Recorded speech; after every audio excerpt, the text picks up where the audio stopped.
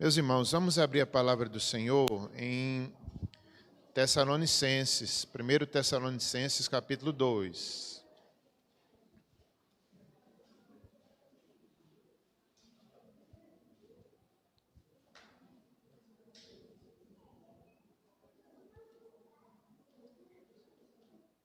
Primeiro Tessalonicenses, capítulo 2.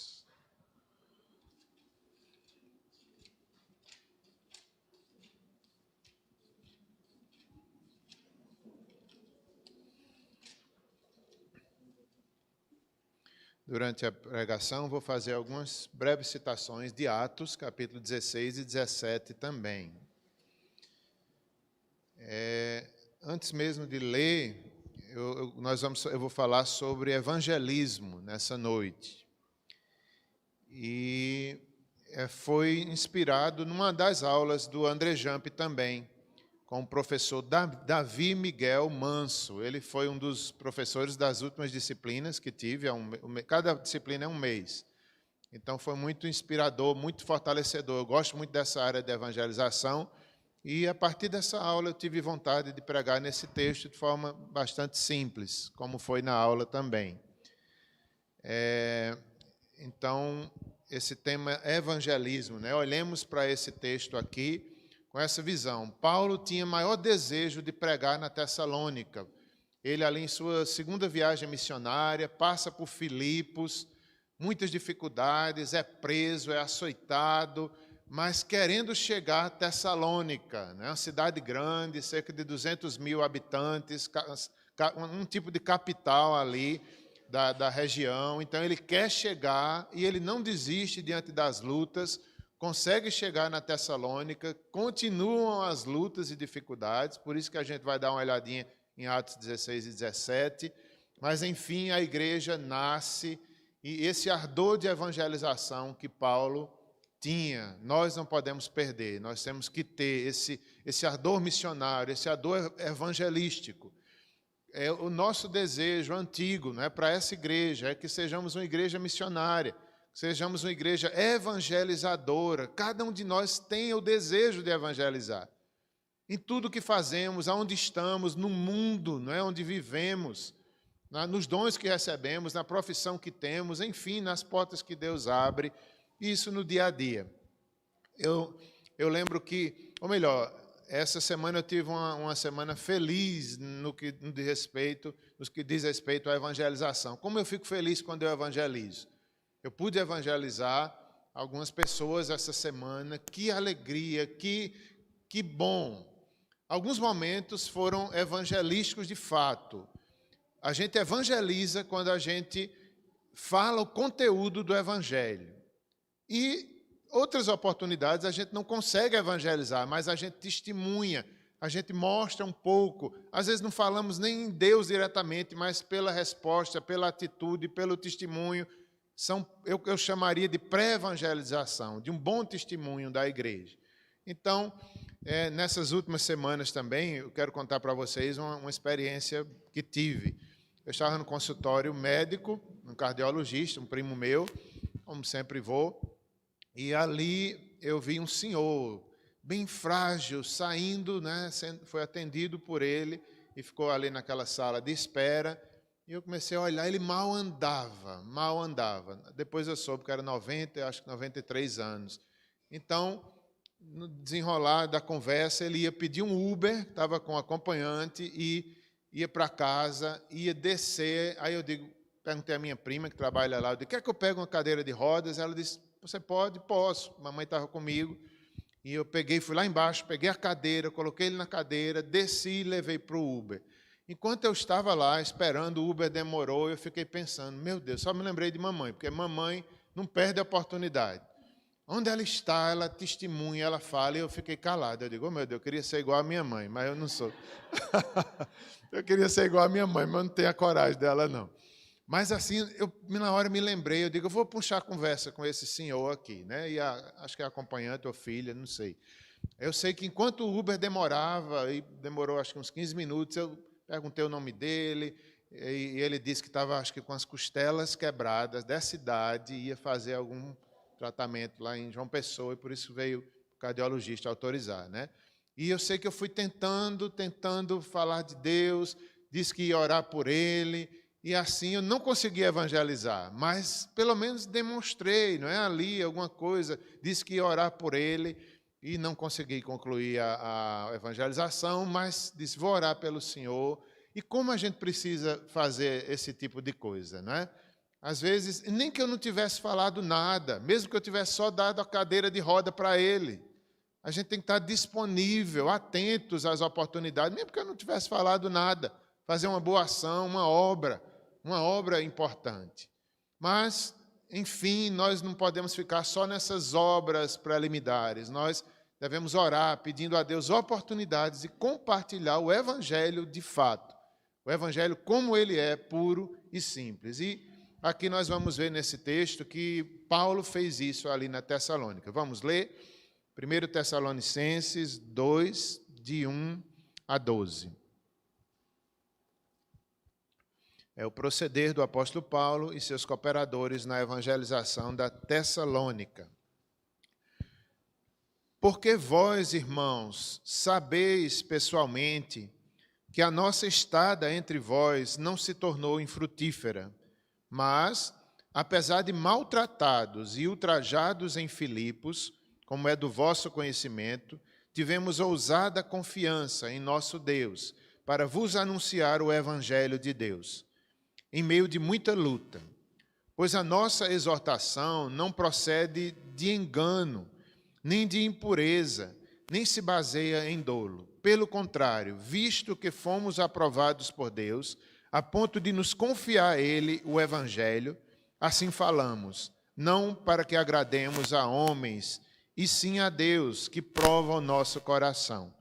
A verdade é que nunca usamos de linguagem de bajulação, como sabeis, nem de intuitos gananciosos. Deus nisso é testemunha. Também jamais andamos buscando glória de homens, nem de vós, nem de outros, embora pudéssemos, como enviados de Cristo, exigir de vós a nossa manutenção. Todavia, nos tornamos carinhosos entre vós, qual ama que acaricia os próprios filhos.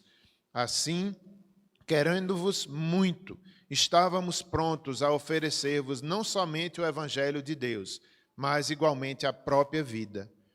Por isso que vos tornastes muito amados de nós, porque vos recordais, irmãos, do nosso labor e fadiga, e de como noite e dia labutando, para não vivermos à custa de nenhum de vós. Vos proclamamos o Evangelho de Deus. Vós e Deus sois testemunhas do modo porque piedosa, justa e irrepreensivelmente procedemos em relação a vós outros que credes. E sabeis ainda de que maneira, como pai a seus filhos, a cada um de vós, exortamos, consolamos, admoestamos, para viverdes por modo digno de Deus, que vos chama para o seu reino e glória. Oremos. Senhor, como é maravilhoso vermos o amor do apóstolo Paulo, o enfrentamento, as lutas. Ele nada tinha precioso, Senhor, nem mesmo a própria vida, mas ele desejava evangelizar aquele povo e assim fez, assim o Senhor usou.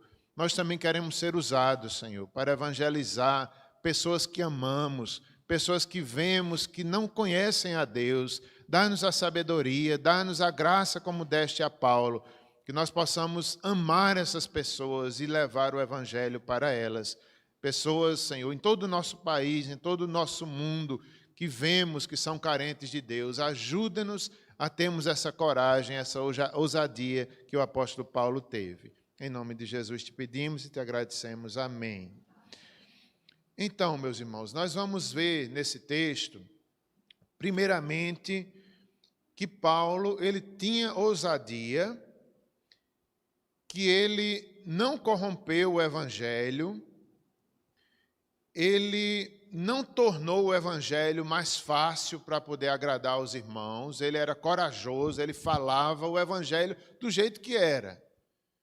Ele não chegava na Tessalônica tornando o evangelho mais fácil, mais agradável. Não, vou falar dessa forma para que eu seja bem aceito, para que não venha perseguição sobre mim. Não, esse não é o Paulo da Bíblia. A gente vê Paulo ousado, enfrentando problemas em Filipos, não desiste, é preso, por volta da meia-noite, cantando louvores, Deus salva o carcereiro, né? E tantos milagres ali Deus faz. Ele não desanima, vai até a Tessalônica, também dificuldades lá, mas Paulo está firme na ousadia. Ele não diminui o evangelho.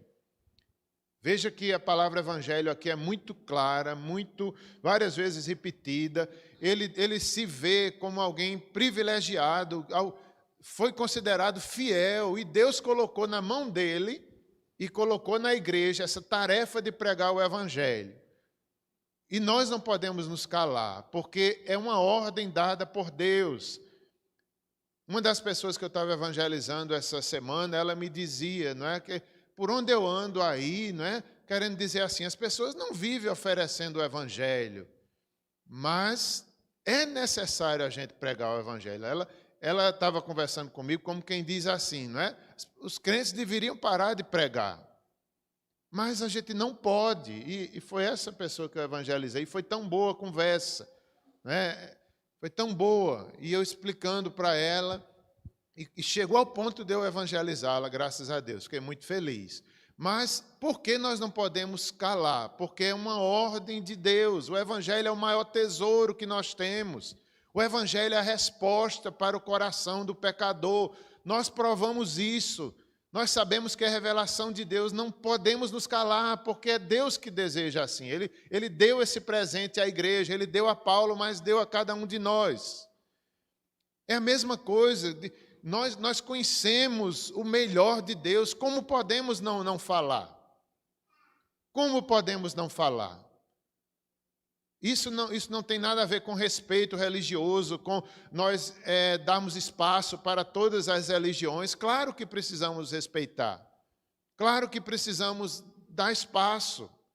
Interessante que um dos tempos que mais proliferou seitas e heresias foi pós-reforma. Por quê? Porque a reforma não proíbe ninguém de exercer a sua fé, ainda que seja errada. Então, a nossa tarefa contra a igreja não é proibir, não é impor, mas é evangelizar, mesmo que a gente sofra, mesmo que seja difícil. Só que Paulo aqui, ele faz da forma correta. Ele faz da forma correta, ele não diminui o evangelho, mas ele é ali como uma mãe, amando, respeitando, como um pai, e muitas vezes é isso que falta na gente. A gente quer impor a nossa fé, a gente diz a verdade, a gente não diminui o evangelho, mas falta a gente ser como Paulo, carinhoso, como uma mãe. Então, nós precisamos aprender isso, né? Não podemos nos calar, de fato, não podemos. O evangelho é a verdade maior de Deus, ninguém cala, ninguém pede. Os apóstolos queriam frear queriam frear Paulo, mas ele obedecia primeiramente a Deus, da forma correta, com autoridade, com ousadia, mas como uma mãe, amando. Às vezes falta isso, às vezes a gente impõe, às vezes a gente quer que todos sejam da nossa religião, e não é assim. Nem mesmo politicamente a gente pode converter um Estado pela política, não é assim. Ninguém converte ninguém, os muçulmanos é que às vezes fazem isso. O Estado obriga todo mundo a ser muçulmano. Não é assim, é pelo Espírito de Deus. Então, como é importante nós aprendermos com Paulo, né, que evangeliza da forma correta. Vamos dar uma olhadinha nesse texto, mais uma vez. É a fidelidade do apóstolo Paulo a Deus e ao evangelho. Nós precisamos ser fiéis a Deus, fiéis ao evangelho. Testemunhar com fidelidade, com verdade. Fazermos com a motivação correta, do modo que agrada a Deus. Então, esse é o primeiro ponto. Devemos ser fiéis, devemos ser verdadeiros, do modo que agrada a Deus, não podemos nos calar, como Paulo não se calou.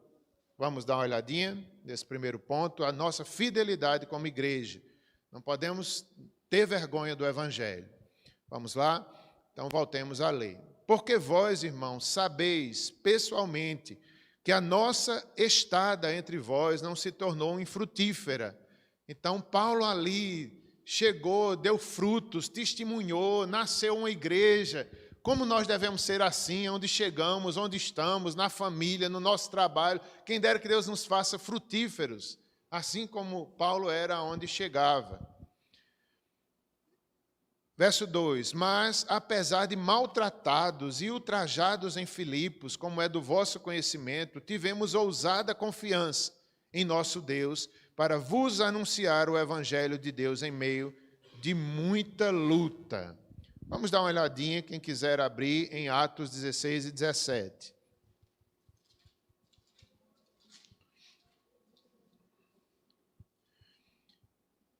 Nós vemos aí em Atos 16, Paulo chega na sua segunda viagem missionária, chega em Filipos, verso 11, Lídia convertida, uma jovem adivinhadora, confrontada, e enfim, no versos 19 a 26, Paulo e Silas são açoitados e presos.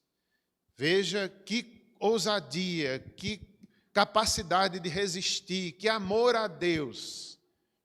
Paulo chega em Filipos, Deus faz milagres, Deus salva. Ele não queria ir para aquela região da Macedônia, ele queria ir para a Ásia, mas em Troade, que era um porto, o Espírito de Cristo fala com ele e diz, vai para a Macedônia, e ele obedece imediatamente. Olha que coisa linda.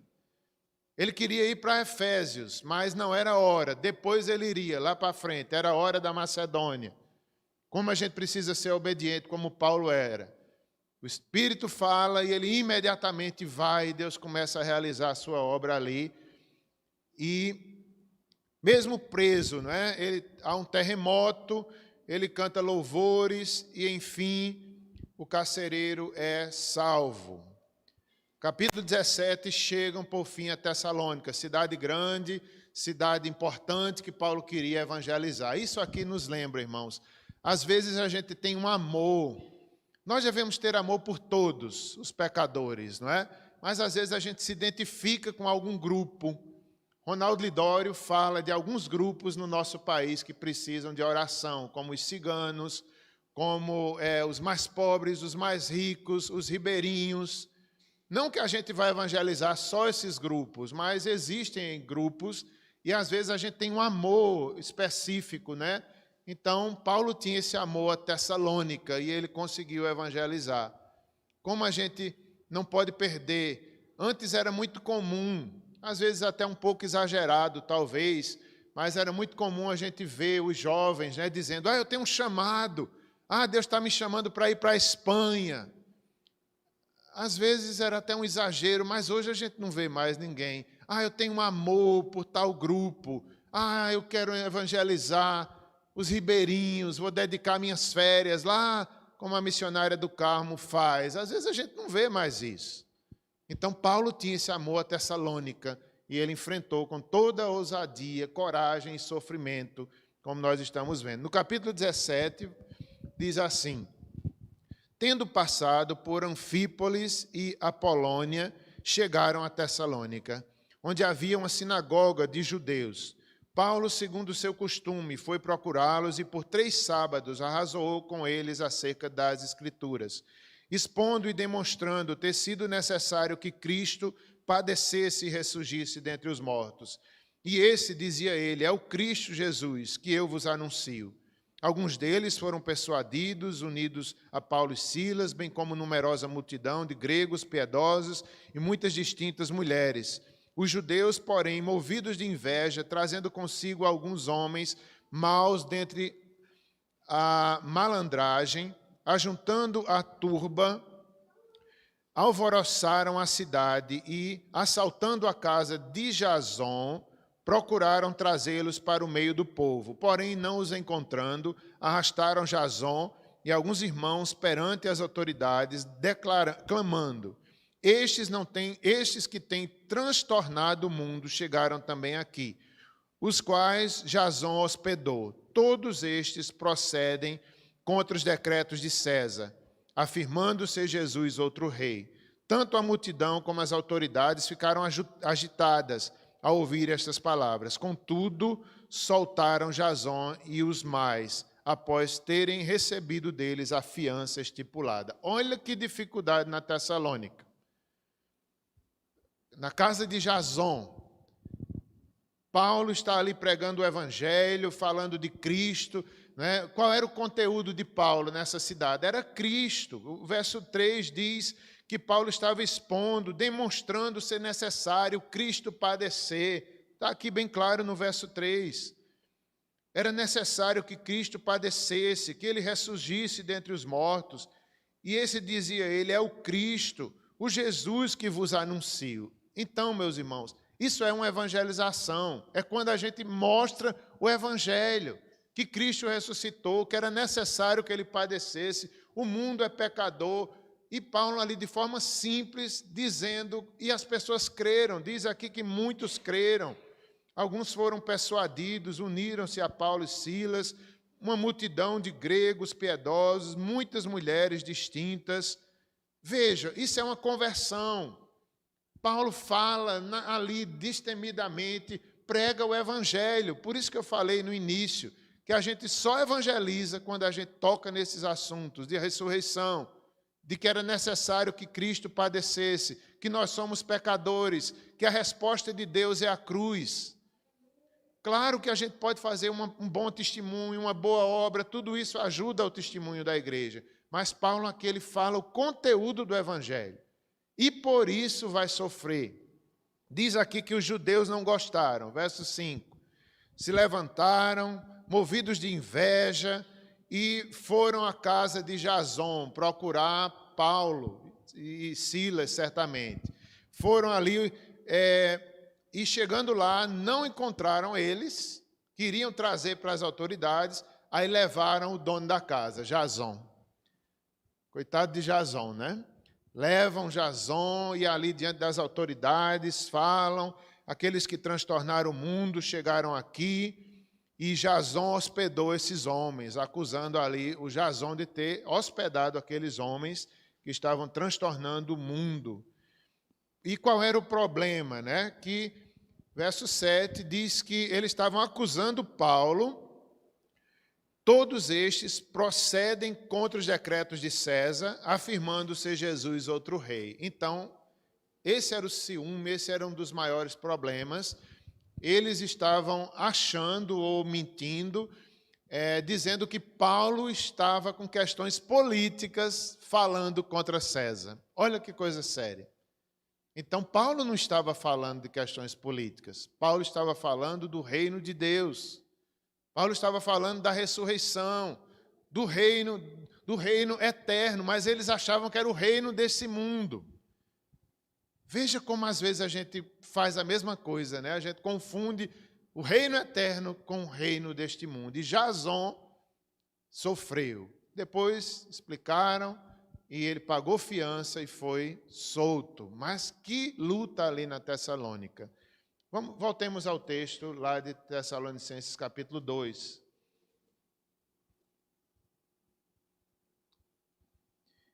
O verso 1, como já lemos, né? Ele foi ultrajado em Filipos, como é do vosso conhecimento, tivemos ousada confiança em nosso Deus para vos anunciar o evangelho em meio de muita luta. Verso 3, pois a nossa exortação não procede de engano, nem de impureza, nem se baseia em dolo.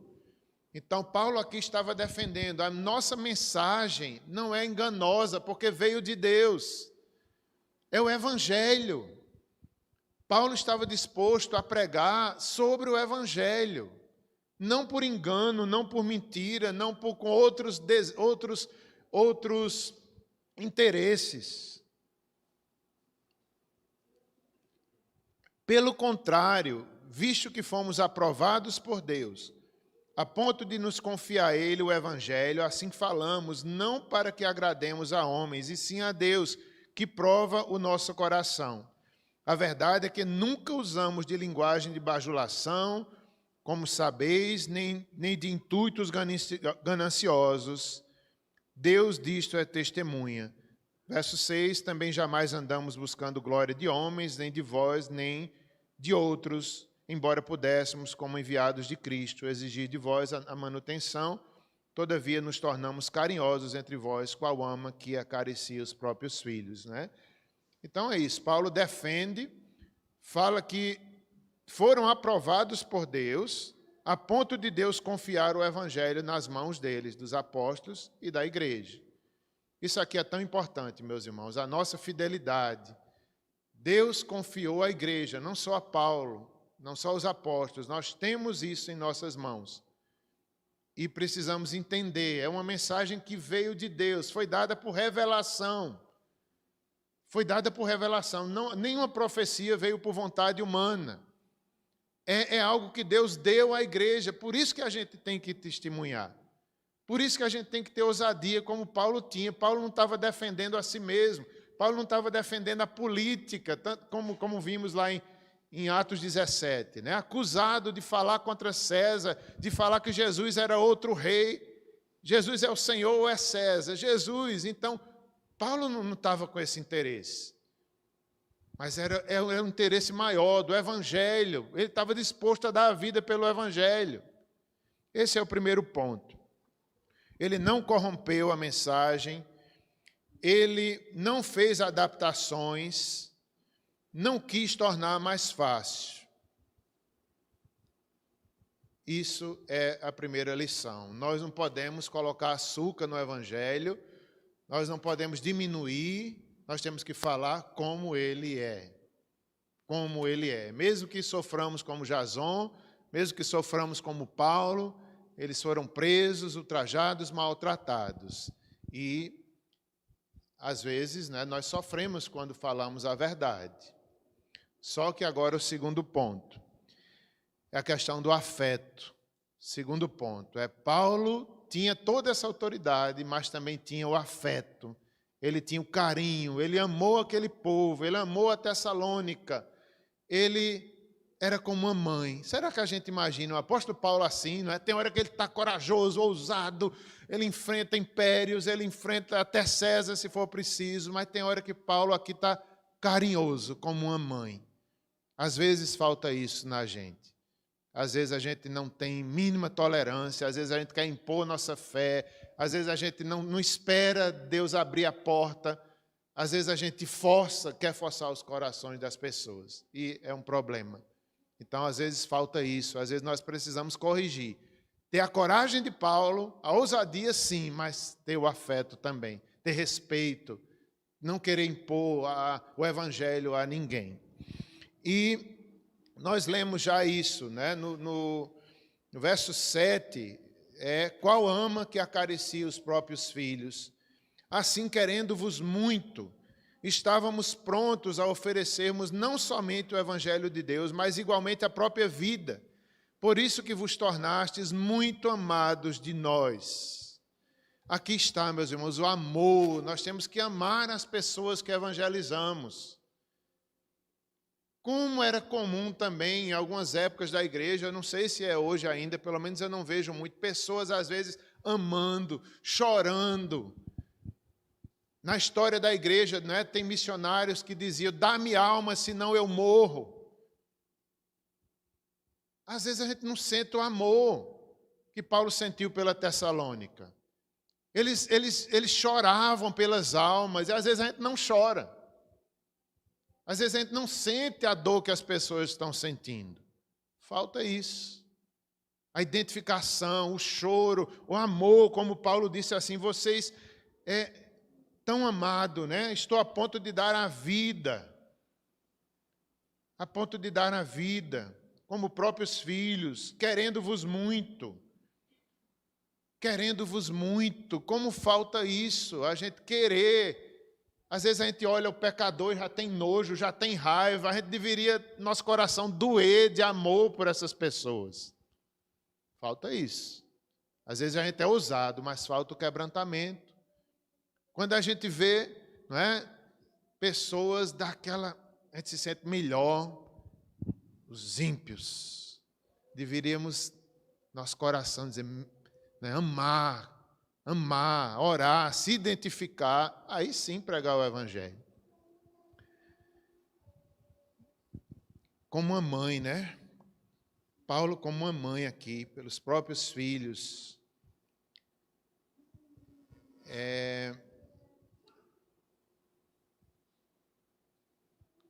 O afeto como uma mãe de fato.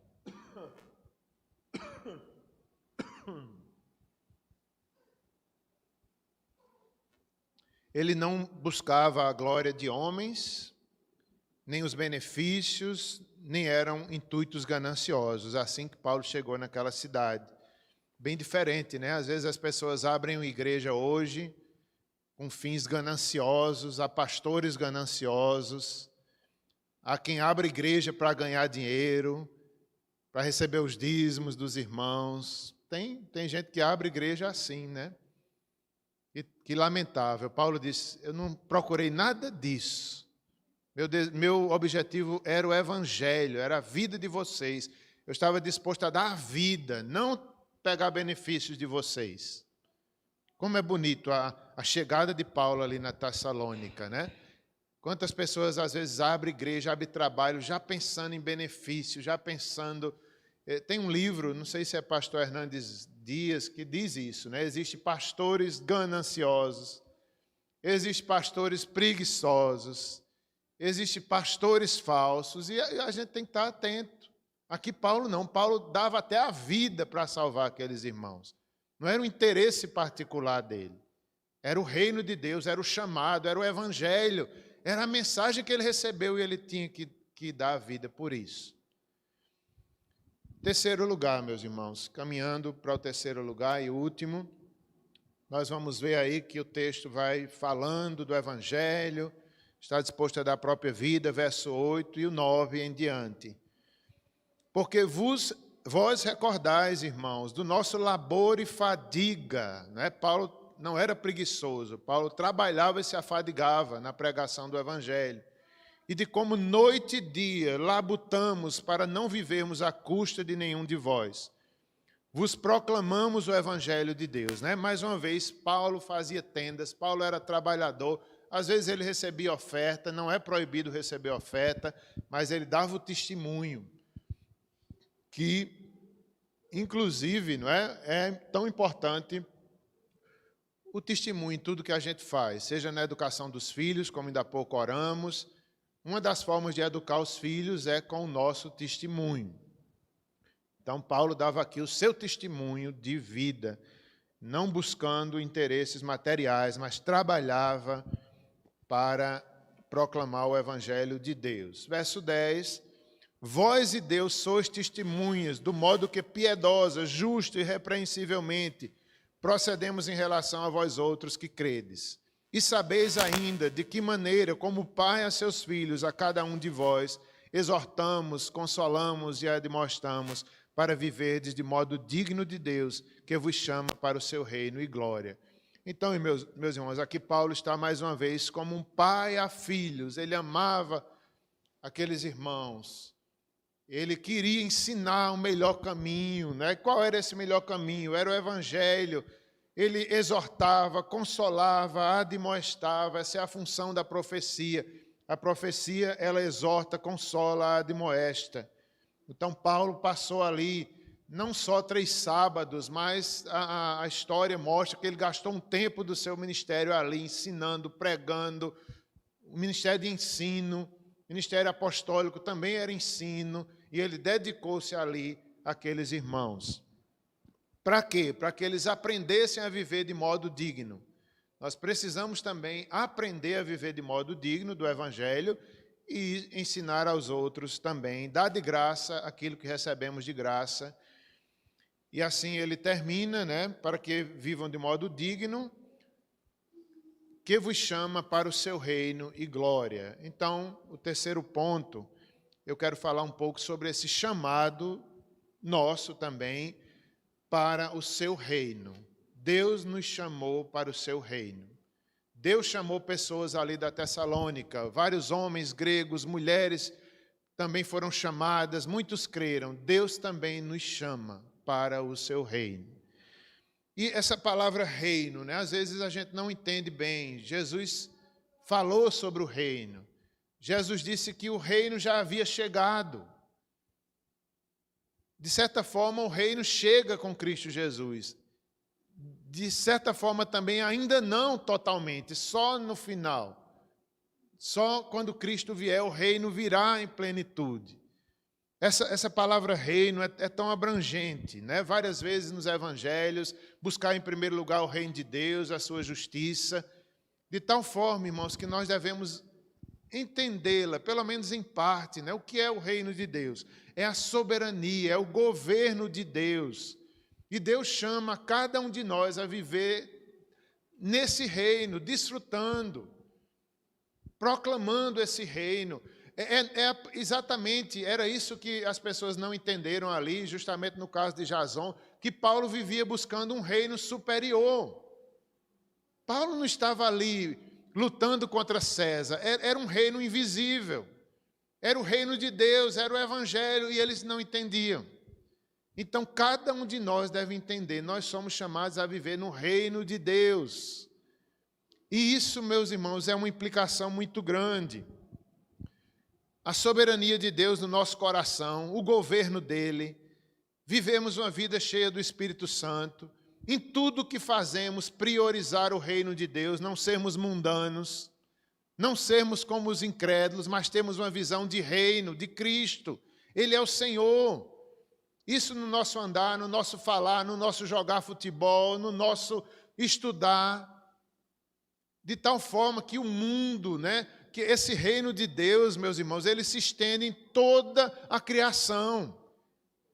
Em toda a criação, no nosso trabalho, na nossa vida. É o reino de Deus, a gente vivendo o reino de Deus no dia a dia, na vida. É reino. E é a prioridade nossa, Cristo, o governo dele, a Bíblia, a revelação de Deus, em que tudo que nós fazemos, nós consideramos Deus em primeiro lugar. Antes de fazer algo, nós pensamos, isso é da vontade de Deus, isso aqui vai engrandecer o reino de Deus. Aí nós fazemos, estudamos, nos dedicamos, trabalhamos. Deus nos quer assim, envolvidos com esse reino. Na questão da educação, não é, que o presbítero Edivan orou hoje, como eu falei, eu estou estudando sobre isso também. É tão interessante, irmãos. Às vezes a gente pensa que Deus quer a gente só estudando teologia. Não, Deus criou todas as coisas, o mundo revela Deus, porque por Ele, para Ele, são todas as coisas. Nós podemos estudar as disciplinas para a glória de Deus, trabalhar, aprender, enquanto isso a gente adora o Senhor, a gente vai conhecendo Deus ali no estudo, no trabalho. É reino de Deus, não é só no domingo na escola dominical. Isso é muito sério, o reino sendo prioridade. Cristo em tudo que fazemos, em tudo que somos, inclusive na evangelização. Como é bom viver assim, olhando para tudo, né? E sabendo que, por mais que seja bom viver o reino de Deus aqui, ainda há algo melhor nos esperando. O reino de Deus ainda virá de forma mais ampla para a nossa vida. E nós devemos desejar, vem Senhor, vem. É bom viver para a glória de Deus, mas melhor ainda é a eternidade, melhor ainda o senhorio total de Cristo, desejando esse reino de Deus. Então, Paulo fala aqui aos Tessalonicenses, né, no final do verso 12, para viver de modo digno, que vos chama para o seu reino e glória. Há um chamado a Paulo, aqueles irmãos, a Tessalônica, a cada um de nós. É a prioridade, é a adoração, é o louvor, é o reino. Cristo é o rei desse reino. Como é bom se sentir parte dele, isso é nossa maior cidadania. Nós somos cidadãos celestiais, participantes desse reino. Somos brasileiros? Somos. Que bom, lutemos pela nossa pátria, mas há uma pátria superior, há um reino maior.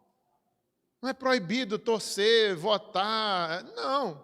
Até temos que participar disso, faz parte do reino de Deus também, a política. Mas há um reino maior.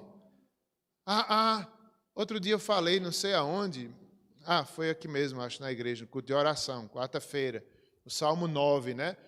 Aí, de certa forma, acaba falando em política, E eu falei, acho que aqui também, preguei em outros lugares esse mesmo texto. Então eu dizia, de tal forma, irmãos, que Deus governa as nações. Se o seu candidato que você votou não ganhar, se lembre que Deus é soberano, o reino continua e Deus vai fazer a sua obra de todo jeito.